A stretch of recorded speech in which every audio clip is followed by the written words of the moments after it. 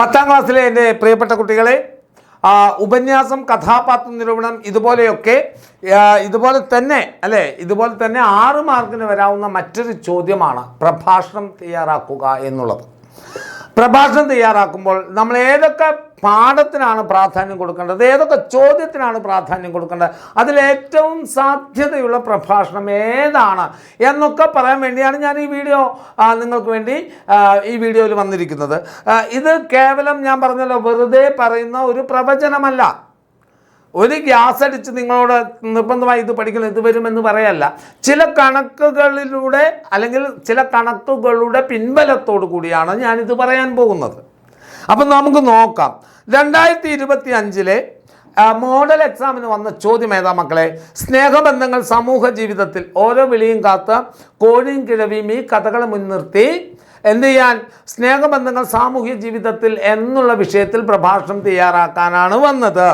2024 final examination വന്നിട്ടില്ല, പ്രഭാഷണം വന്നിട്ടില്ല. പക്ഷേ അതിൻ്റെ മോഡൽ ക്വസ്റ്റ്യൻ പേപ്പറിൽ വന്നിരിക്കുന്ന വാർദ്ധക്യം സമൂഹത്തിൻ്റെ മനോഭാവവും അമ്മത്തൊട്ടിലുമായി ബന്ധപ്പെട്ട ഒരു ചോദ്യമാണ്.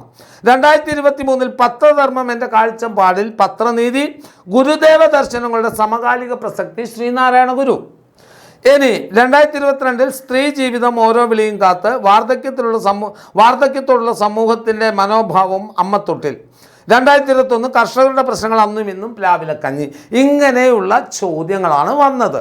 ഇനി നമുക്ക് ക്വസ്റ്റ്യൻ പേപ്പർ നോക്കാം.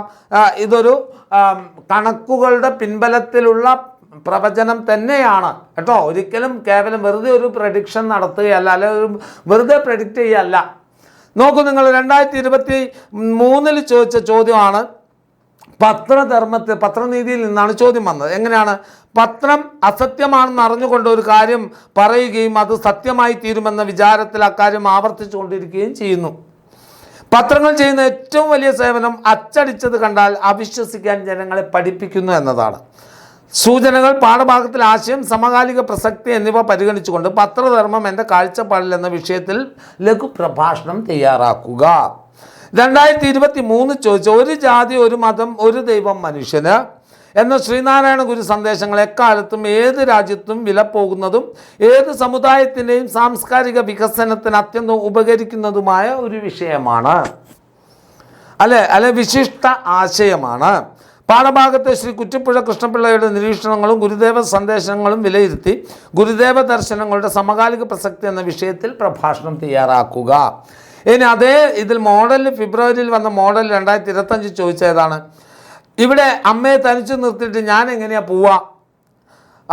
അതോർത്ത് ഇനി വിഷമിക്കേണ്ട, ഞാനിവിടെ ഒറ്റയ്ക്കാണെന്ന് എനിക്ക് തോന്നിയിട്ടില്ല. ഈ വേലിക്കകത്ത് കാലെടുത്ത് കുത്തിയതിൽ മുതലാ പഷ്ണി ഒഴിഞ്ഞത്. മാർക്കോസിൻ്റെ അപ്പൻ നിന്നെ മകനെ പോലെയാണ് വിചാരിച്ചത്. കഥാസന്ദർഭങ്ങളും ഇന്നത്തെ ജീവിത സാഹചര്യങ്ങളും പരിഗണിച്ച് സ്നേഹബന്ധങ്ങൾ സാമൂഹ്യ ജീവിതത്തിൽ എന്ന വിഷയത്തിൽ പ്രഭാഷണം തയ്യാറാക്കുക. വൃദ്ധയായ അമ്മയെ ഉപേക്ഷിക്കാൻ ശ്രമിക്കുന്ന മകനെയാണ് അമ്മത്തൊട്ടിൽ എന്ന കവിതയിൽ നമ്മൾ കാണാൻ കഴിയുന്നത്. ആധുനിക കാലം വൃദ്ധരുടെയും അവശരെയും അവഗണിക്കുന്നുവെന്ന് നിങ്ങൾ കരുതുന്നുണ്ടോ? പ്രസ്താവനയും കവിതയും പരിഗണിച്ച് വാർദ്ധക്യം സമൂഹത്തിൻ്റെ മനോഭാവം എന്ന വിഷയത്തിൽ ലഘു പ്രഭാഷണം തയ്യാറാക്കുക. ഇത്രയും കാലം അച്ഛൻ്റെ ഓരോ വിളിക്ക് പിന്നാലെയും അമ്മ ഓടുകയായിരുന്നു. ഇന്നലെയും വിളിക്കുമ്പോൾ ഞാൻ ഇല്ലാന്ന് വെച്ചാൽ സൂചനകളും കഥയും പരിഗണിച്ച് കഥകളിലെ സ്ത്രീ ജീവിതം എന്ന വിഷയത്തിൽ പ്രഭാഷണം തയ്യാറാക്കുക. എങ്ങനെ കൊണ്ടിറക്കേണ്ട സ്വയം കെട്ടു കരിന്തിരിയാളും വരെ ഒന്നെന്നെ കൊണ്ടുപോയിടണമെന്നുള്ള ശല്യപ്പെടുത്തൽ പ്രതിഷ്ഠിച്ച കോവിലിൽ. അമ്മത്തൊട്ടിൽ എന്ന കവിതയുടെ ആശയവും സമകാലിക സംഭവങ്ങളും പരിഗണിച്ചുകൊണ്ട് വാർദ്ധക്യത്തോടുള്ള സമൂഹത്തിൻ്റെ മനോഭാവം എന്ന വിഷയത്തിൽ പ്രഭാഷണം തയ്യാറാക്കുക.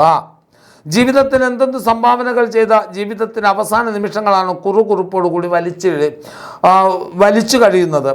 കോരൻ്റെ അച്ഛനെ പോലെ ദുരിതങ്ങൾ മാത്രം അനുഭവിക്കുന്നവരായിരുന്നോ കർഷക തൊഴിലാളികൾ? സൂചനയോടൊപ്പം പ്ലാവിലക്കഞ്ഞി എന്ന പാഠഭാഗവും ആധുനിക സംഭവങ്ങളും വിശകലനം ചെയ്ത് കർഷകരുടെ പ്രശ്നങ്ങൾ എന്നുള്ള വിഷയത്തിൽ പ്രഭാഷണം. ഇങ്ങനെയാണ് പ്രഭാഷണത്തിന് വന്നിരിക്കുന്നത്. പ്രഭാഷണത്തിന് പലപ്പോഴും സാധ്യതയുള്ള ചോദ്യങ്ങൾ എങ്ങനത്തെ ആയിരിക്കും? ലേഖനങ്ങളോ അതല്ലെങ്കിൽ ഉപന്യാസങ്ങളോ ഒക്കെ തന്നെയാണ് പ്രഭാഷണത്തിന് വരിക. അങ്ങനെ വരുമ്പോൾ നമ്മൾ ആദ്യം പ്രാധാന്യം കൊടുക്കേണ്ടത് ശ്രീനാരായണ ഗുരു സന്ദേശങ്ങളുടെ സമകാലിക പ്രസക്തി എന്ന വിഷയത്തിൽ പ്രഭാഷണം തയ്യാറാക്കാനാണ് ഫസ്റ്റ് പ്രയോറിറ്റി. 1ാം സ്ഥാനം നിങ്ങൾ കൊടുക്കേണ്ടത് എന്തിനാണ്? നമ്മൾ ഇതിലേക്ക് പോയി കഴിഞ്ഞാൽ ഏതിനാണ്? ഫസ്റ്റ് പ്രയോറിറ്റി കൊടുക്കേണ്ടത് നിങ്ങൾ ഇതിനാണ്. രണ്ടാമത്തെ പ്രയോറിറ്റി നിങ്ങൾ കൊടുക്കേണ്ടത് പത്രനീതിക്കാണ്. കാരണം ഇത് രണ്ടും ലേഖനങ്ങളാണ്. അതുകൊണ്ട് തന്നെ ഇതിൽ നിന്നും പ്രഭാഷണം വരാൻ സാധ്യതയുണ്ട്. ഇത് രണ്ടും കഴിഞ്ഞാൽ പിന്നെ മൂന്നാം സ്ഥാനത്തേക്ക് നമ്മൾ കൊടുക്കേണ്ടത് ഏതാണ് വാർദ്ധക്യത്തോടുള്ള മനോഭാവം എന്ന വിഷയത്തിൽ ഉപന്യാസം വന്നില്ലെങ്കിൽ പ്രഭാഷണത്തിന് സാധ്യതയുള്ളതാണ്. ഈ മൂന്നിനും പ്രാധാന്യം കൊടുത്തുകൊണ്ട് വേണം നിങ്ങൾ ബാക്കിയുള്ളതൊക്കെ കഥകളിലെ സ്ത്രീ ജീവിതം എന്ന വിഷയത്തിൽ, അതല്ലെങ്കിൽ സ്നേഹബന്ധങ്ങൾ അറ്റുപോകുന്ന വർത്തമാനകാലത്തിലേക്ക് വിശ്രമിക്കാനെങ്കിലും ഓർമ്മകളിൽ വിശ്രമിക്കാനെങ്കിലും പറ്റുന്ന പാഠങ്ങളാണ് മാർക്കോസിൻ്റെയും മത്തായിയുടെയും ജീവിത കഥ പറയുന്ന കോഴിയും കിഴവിയും അതുപോലെ ഓരോ വിളിയും കാത്ത് എങ്ങനെയുള്ള ചോദ്യങ്ങളൊക്കെ വന്നാലും നമ്മളെപ്പോഴും പ്രാധാന്യം കൊടുക്കേണ്ടത് ലേഖനങ്ങളിൽ നിന്നൊക്കെ ഉപന്യാസമാണെങ്കിലും പ്രഭാഷണമാണെങ്കിലും ഏറ്റവും സാധ്യതയുള്ളത് ഇത്തരം കാര്യങ്ങളിൽ നിന്നാണ്. ഇനി നിങ്ങൾ അത് കഴിഞ്ഞാൽ വാർദ്ധക്യത്തിനും ഇതും കഴിഞ്ഞാൽ നിങ്ങൾ ഏതിന് കൊടുക്കണം? നാലാം സ്ഥാനം ഇതിനും കൊടുക്കുക. ഇത്രയുമാണ്. ഇങ്ങനെയാണ് നിങ്ങൾ എന്ത് ചെയ്യേണ്ടത്. ഈ 3-4 എണ്ണം നിങ്ങൾ അതായത് ഫസ്റ്റ് പ്രയോറിറ്റി നിങ്ങൾ ശ്രീനാരായണ ഗുരുവിന് കൊടുക്കുക. നിങ്ങൾ പ്രഭാഷണം വരികയാണെങ്കിൽ വരാൻ സാധ്യതയുണ്ട് എന്ന വിശ്വാസത്തിൽ ആദ്യത്തെ സ്ഥാനം കൊടുക്കേണ്ടത് ശ്രീനാരായണ ഗുരുവിന് കൊടുക്കുക. രണ്ടാമത്തെ സ്ഥാനം നിങ്ങൾ പത്രനീതിക്ക് കൊടുക്കുക. മൂന്നാമത്തെ സ്ഥാനം നിങ്ങൾ അമ്മത്തൊട്ടിലിന് കൊടുക്കുക. നാലാമത്തെ സ്ഥാനമാണ് കഥകളിലെ സ്നേഹബന്ധങ്ങൾ സമൂഹ ജീവിതത്തിൽ എന്ന വിഷയത്തിൽ ഓരോ വിളിയും കാത്ത് അതുപോലെ കോഴിയും കിഴവി എന്നൊരു ചോദ്യം വരാൻ സാധ്യതയുണ്ട്. ഇനി ഇതൊന്നും വരാതെ മറ്റൊന്ന് വരികയാണെങ്കിൽ പ്രകൃതിയോട് നിരന്തരം പ്രകൃതിയെ ചൂഷണം ചെയ്തുകൊണ്ടിരിക്കുന്ന വർത്തമാനകാലത്തിൽ മനുഷ്യനും പ്രകൃതിയും തമ്മിലുള്ള ആത്മബന്ധത്തിൻ്റെ കഥ പറയുകയാണോ അമ്മത്തൊട്ടിൽ? നിങ്ങളുടെ അഭിപ്രായം പ്രഭാഷണമാക്കുക. അങ്ങനെ ഒരു ചോദ്യം ഇതൊന്നും അല്ലെങ്കിൽ വരാൻ സാധ്യതയുണ്ട്. അതായത് അതും നിങ്ങൾ എന്ത് ചെയ്യണം? ഒരു പ്രാധാന്യത്തോടു കൂടി പഠിക്കണം എന്നർത്ഥം. അപ്പോൾ ആദ്യം നിങ്ങൾ ശ്രീനാരായണ ഗുരുവിൽ നിന്നാണ് പ്രഭാഷണമുള്ളത് എന്ന വിശ്വാസത്തിൽ പ്രാധാന്യം കൊടുക്കുക. അതല്ലെങ്കിൽ പത്രധർമ്മം എന്നുള്ള അതിൽ നിന്നൊരു പ്രഭാഷണം, അതല്ലെങ്കിൽ അമ്മത്തൊട്ടിൽ. ഇങ്ങനെ പ്രാധാന്യത്തിൻ്റെ അളവുകോലാണ് ഞാൻ പറഞ്ഞത്. ഇങ്ങനെയുള്ള ഒരു അളവുകോലാണ് നിങ്ങൾ കൊടുക്കേണ്ടത്, അല്ലേ? ഇങ്ങനെയുള്ള അളവുകൾ ഇവിടെ നിന്ന് എന്ത് ചെയ്യണം? ഇങ്ങനെ 4 എണ്ണം നിങ്ങൾ എന്ത് ചെയ്യാൻ നിങ്ങൾ പ്രാധാന്യം കൊടുക്കുക. ഇതൊന്നും വരാൻ സാധ്യതയില്ലാത്തത് കൊണ്ട് വരാം എന്ന രൂപത്തിൽ നിങ്ങൾ എന്ത് പറയണം?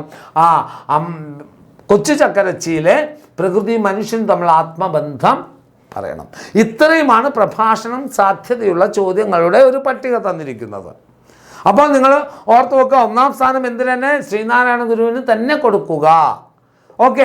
അപ്പോൾ ഇനി പ്രഭാഷണം എഴുതുമ്പോൾ നമ്മൾ എന്ത് ചെയ്യണം? പ്രഭാഷണം തയ്യാറാക്കാൻ ചോദിച്ചാൽ അഭിസംബോധന നിർബന്ധമാണ്. പ്രിയരെ, മാന്യരെ, വേദിയിലും സദസ്സിലും ഇരിക്കുന്ന ബഹുമാന്യരെ തുടങ്ങിയുള്ള ഒരു അഭിസംബോധന വേണം. പിന്നെ വിഷയം അവതരിപ്പിക്കണം. ഈ വിഷയം അവതരിപ്പിക്കുമ്പോൾ മറ്റെന്തെങ്കിലും കവിവാക്യങ്ങളോ പ്രധാന വാക്യങ്ങളോ നിങ്ങളുടെ അഭിപ്രായങ്ങളോ ഒക്കെ ചേർത്ത് വെച്ചുകൊണ്ട് വേണം എഴുതാൻ.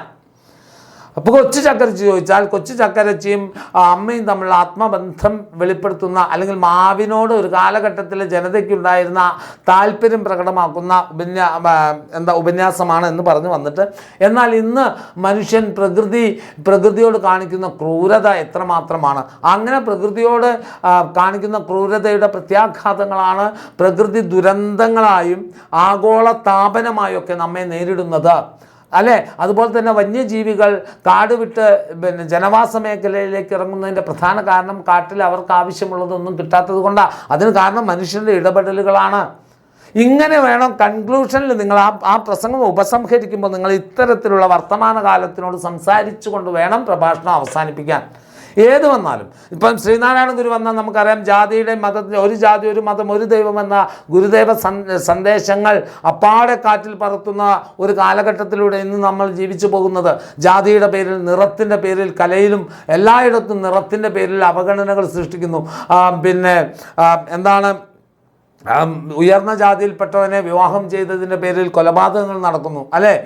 ദുരഭിമാന കൊലകൾ നടക്കുന്നു. അങ്ങനെയുള്ള വർത്തമാനകാല സാഹചര്യങ്ങൾ കൂടി ഉൾപ്പെടുത്തിയിട്ട് വേണം പ്രഭാഷണം തയ്യാറാക്കുമ്പോൾ കേട്ടോ. അതിനുശേഷം ഉപസംഹാരം. നമുക്കറിയാം, ഇത്രയും പറഞ്ഞുകൊണ്ട് ഞാൻ എൻ്റെ വാക്കുകൾ നിർത്തുന്നു. നന്ദി, നമസ്കാരം, ജയ് ഹിന്ദ് എന്ന് പറയുന്ന ഒരു കൺക്ലൂഷൻ പാർട്ട് ഉപസംഹാരവും നിങ്ങൾക്കുണ്ടാകണം. ഇത്രയുമാണ് പ്രഭാഷണങ്ങൾ. അപ്പോൾ പ്രഭാഷണം തയ്യാറാക്കുമ്പോൾ എന്തൊക്കെ ശ്രദ്ധിക്കണം എന്ന് എൻ്റെ മക്കൾക്ക് മനസ്സിലായല്ലോ. ഓക്കെ ആണോ മക്കളെ? അപ്പോൾ നമുക്ക് നിങ്ങൾക്ക് എല്ലാവർക്കും പരീക്ഷയ്ക്ക് ഇത്തരത്തിലുള്ള നമ്മൾ ചർച്ച ചെയ്ത ചോദ്യങ്ങൾ തന്നെ വരട്ടെ എന്ന് പ്രാർത്ഥിക്കുകയാണ്. ഓക്കെ മക്കളെ.